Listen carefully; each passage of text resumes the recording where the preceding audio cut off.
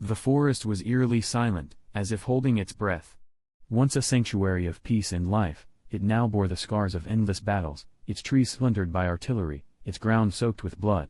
Captain Elena Marsh led her squad through the ruins of what had been her childhood refuge, her every step weighed down by memories she could neither embrace nor escape.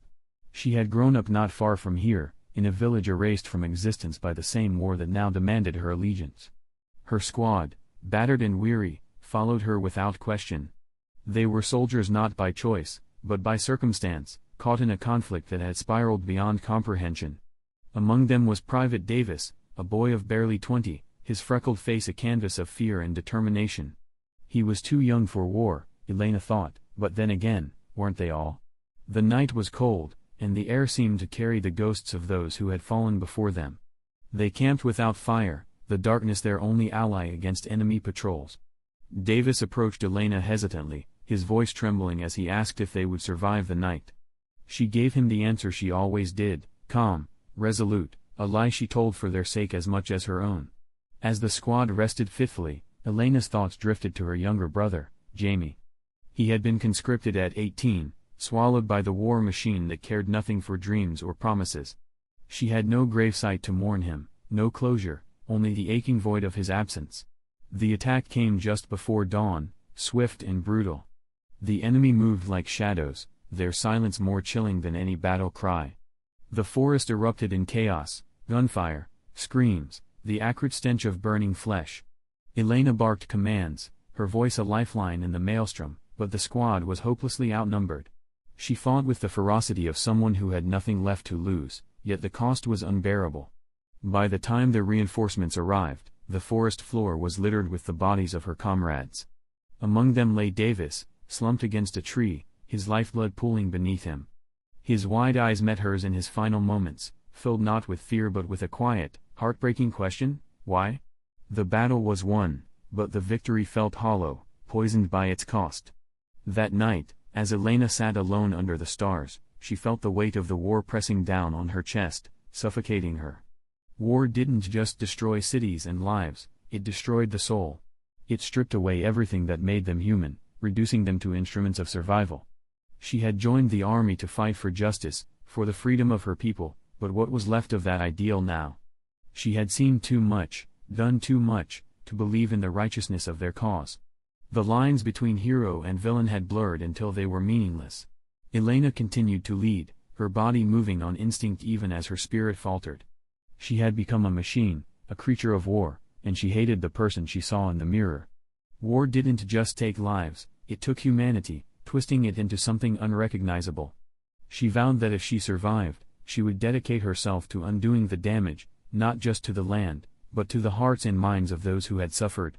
When the war finally ended, it left behind a fractured world. Elena returned to what remained of her village and began the painstaking task of rebuilding. The work was grueling, but it was also healing. For the first time in years, she felt a glimmer of hope. Yet, the monster within her lingered. It whispered in the quiet moments, reminding her of the things she had done, the choices she had made. It would always be a part of her, she realized, but it didn't have to define her. One day, she encountered a man she recognized from the battlefield, a former enemy commander. His presence reignited the rage and grief she had worked so hard to suppress, but he surprised her. "I'm here to help," he said, his voice heavy with remorse. "I don't want to be the man I was during the war." She hesitated but eventually extended her hand. Forgiveness wasn't easy, but it was necessary. Together, they worked to rebuild, their shared guilt a foundation for a fragile but enduring peace. As years passed, Elena became a symbol of resilience and reconciliation. She shared her story openly, speaking of the horrors of war and the humanity it stripped away. "We fear war," she often said, "not because of the pain or the loss, but because of what it turns us into. But we can choose to rebuild. We can choose to be better." Her words resonated, especially with the younger generation, who carried her message forward with the hope that they might avoid the mistakes of their predecessors. In her later years, Elena found solace in the laughter of children who had never known war. Their innocence was a reminder of why she had fought, why she had endured. When she passed away, her village laid her to rest beneath the tallest tree in the forest, the same forest where she had lost so much. Her legacy lived on, not as a soldier, but as a builder of peace. For though war had tried to turn her into a monster, she had reclaimed her humanity and, in doing so, reminded the world that even in the darkest times, there is a choice to rise above. Elena's passing marked the end of an era for her village, but her influence lingered like a quiet but steady heartbeat. As the seasons turned, the people she had touched carried her story forward. They spoke of her not as a war hero, she had always resisted such titles, but as a symbol of resilience. A reminder that humanity could endure even the greatest horrors. Her grave beneath the tall tree became a place of pilgrimage, not for mourning but for reflection. Villagers and travelers alike would sit beneath its wide branches, listening to the whispers of the wind through the leaves, as if the forest itself was reciting her legacy. Her village, once a scarred and broken place, blossomed into a hub of life and culture. Farmers cultivated the fields, merchants reopened long-abandoned trade routes, and children grew up chasing one another through the streets without fear of sirens or gunfire. It was a transformation that spoke not only of resilience but also of the power of collective effort. Elena's insistence on rebuilding as a community had taken root, and her vision of unity persisted long after her death. Among those who carried her memory most vividly was a young woman named Clara. She had been a child during the war, her family one of the countless displaced. Elena had taken Clara under her wing, teaching her the values of empathy and determination. Now grown, Clara had become a teacher, dedicating her life to ensuring the next generation understood the cost of conflict and the value of peace. In her classroom, Elena's name was spoken not with reverence, but with familiarity. She was Miss Elena, the woman who planted the seeds of hope when despair had threatened to choke them all. One day, Clara organized a gathering in the village square to honor the anniversary of the war's end. People from neighboring villages and even distant regions came, drawn by the promise of stories and songs that celebrated resilience and unity. As the sun set, casting a golden glow over the cobblestones, Clara stood before the crowd. She held a weathered journal in her hands, Elena's journal, entrusted to her before the captain had passed. This journal, Clara began, her voice steady but filled with emotion, contains the thoughts and reflections of a woman who saw humanity at its worst but refused to let it define her. She didn't write these words for glory or recognition, she wrote them to remind us of who we are and who we can be. Clara opened the journal and began to read aloud. The crowd listened in rapt silence as Elena's words came to life. War is not fought for victory, it is fought because we fail to find another way. Every battle we win comes at the cost of our humanity.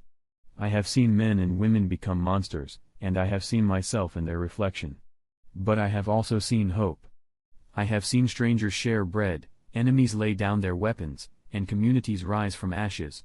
This is what we must fight for, not with weapons, but with our hearts, our hands, and our voices. If we forget this, then we lose more than wars, we lose ourselves. The reading ended, but the words hung in the air, a solemn reminder and an enduring promise. The gathering dissolved into quiet conversations, laughter, and music. As Clara watched the people around her, faces young and old, scarred and untouched by war, she felt a deep sense of fulfillment. Elena's legacy was alive, not just in the journal, but in the actions and choices of the people she had inspired. Years later, when Clara herself grew old, she passed Elena's journal to another young woman, a storyteller named Mira. The journal became a living artifact, passed from one generation to the next, its pages worn but its message timeless. Each new keeper added their own reflections to its margins, creating a tapestry of voices united by a shared commitment to peace. The world beyond the village changed as well. The lessons learned in Elena's village spread, influencing leaders and citizens alike. The scars of the war remained visible in some places, but they served as warnings rather than divisions. People began to recognize that peace was not merely the absence of war, but the presence of understanding and cooperation. Policies shifted, conflicts were resolved through dialogue, and the specter of war, though never fully banished, grew dimmer. And so, Elena's dream lived on, not as a single moment of triumph, but as a continuous effort. Her story, woven into the fabric of her village and beyond, proved that while war might create monsters, humanity's capacity for redemption and rebuilding could prevail. Beneath the tall tree in the forest, the wind carried her message to all who came to listen: choose peace, not because it is easy, but because it is worth everything. As time wove its tapestry over the village and its people, Elena's legacy became the foundation of a broader movement. What began as a local commitment to peace grew into an idea that spread far beyond the forest and the village she had called home. Her story, passed from one generation to the next, became a symbol of resilience, not just in times of war but in the everyday struggles that tested the strength of humanity. Thomas, now a middle-aged man, had taken it upon himself to share Elena's message beyond the village. He traveled to cities, universities, and international forums, speaking of his great-grandmother Clara, of the woman who had inspired her, and of the transformation their village had undergone. His voice carried the weight of centuries of conflict and the hope of centuries of peace yet to come. One such occasion brought him to a global summit on conflict resolution. The room was filled with delegates, diplomats, and activists from around the world. The walls bore photographs of war-torn regions, places still grappling with the aftermath of violence. Thomas stood before them, holding Elena's journal, its pages worn but its message undiminished. In this journal, he began, his voice steady but emotional, are the words of a woman who lived through the horrors of war. She wasn't a general or a leader of nations. She was a soldier who saw the cost of conflict not in victories but in lives shattered, families broken, and humanity lost. She wrote not to document the battles, but to remind us of what we lose when we forget the price of war. He opened the journal and read aloud, just as Clara had done years before, war does not ask for permission to take. It steals everything, our homes, our families, our dignity. But the greatest theft is what it does to our souls. It makes us forget how to be human. If there is any victory in war, it is the moment we choose to stop fighting, to look at the person we once called our enemy and see ourselves in them. The room was silent as his words sank in. Many in the audience were people who had experienced war firsthand, who bore scars both visible and invisible. For them, Elena's words were more than a story, they were a truth that resonated deeply. Thomas continued, her message was simple, peace is not passive. It is not something that happens on its own. It requires work, dedication, and the courage to confront the parts of ourselves that war would turn into monsters. It is a choice we must make every single day. After his speech, people approached him, sharing their own stories of loss and resilience. A woman from a distant land spoke of how her village had started a similar journey of reconciliation. A young activist asked for a copy of Elena's journal to translate into their native language, wanting to share it with their community. In these moments, Thomas realized that Elena's story was no longer confined to the boundaries of the village, it had become a universal tale, a blueprint for healing. Back in the village, the tall tree that shaded Elena's grave had grown even wider, its branches stretching toward the sky as if reaching for something greater. Underneath its boughs, generations continued to gather, sharing stories and reaffirming their commitment to peace. The forest, once a battlefield, had become a sanctuary once more. Birds sang in the mornings, children played among the wildflowers, and families picnicked in the shade. The scars of war, though never entirely gone, had been softened by time and love.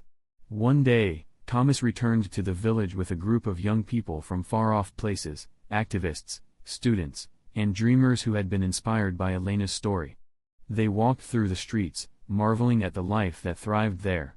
Thomas led them to the tall tree, where he spoke of the war-torn days and the woman who had vowed to rebuild not just her village but the spirit of her people. As the group sat in a circle beneath the tree, one of the young visitors asked, "Do you think the world can ever be free of war?" Thomas looked at the faces around him, young and hopeful, and thought of Elena, Clara, and all those who had come before. "I don't know if the world can ever be entirely free of conflict," he admitted. "But I do know this, every act of kindness, every moment of understanding, every choice to see the humanity in another person is a step toward that dream. Peace isn't a destination, it's a journey. And as long as we keep walking that path, we honor those who came before us." The group sat in silence for a while, the sunlight filtering through the leaves above them. It was a moment of quiet reflection, a reminder that while the journey toward peace might be long and fraught with challenges, it was a journey worth taking. As Thomas looked up at the towering tree, he felt a deep sense of connection, not just to Elena or Clara, but to the countless others who had carried the same hope through the generations. The world was far from perfect, but as long as there were people willing to remember, willing to rebuild, and willing to choose peace, there would always be hope. And in that hope, Elena's legacy would live on, a testament to the resilience of the human spirit and the enduring power of compassion. As the sun dipped low on the horizon, casting a warm golden hue over the village. Thomas and the young visitors remained under the sprawling tree. Their conversation shifted from war and its consequences to dreams for the future. They shared their visions for a world where peace was not just the absence of war but a foundation for prosperity, understanding, and coexistence. Among the group was a girl named Layla, whose family had fled from a distant conflict that still smoldered. Her voice trembled as she spoke, but her determination was unmistakable. "Where I come from, we still hear the sounds of gunfire. My younger brother has never known a day without fear. I want to take this story, Elena's story, and show my people that we can build something different. I want them to believe that peace is possible." Thomas nodded, moved by her words. "Layla," he said gently, "the fact that you're here, willing to carry this message back, shows that peace is already growing in you. It starts small, like a seed, but when it's nurtured, it can grow into something as strong as this tree." The group spent the rest of the evening planning ways to spread Elena's message far and wide. They spoke of workshops, art projects, storytelling festivals, and even a traveling exhibit of the journal's pages.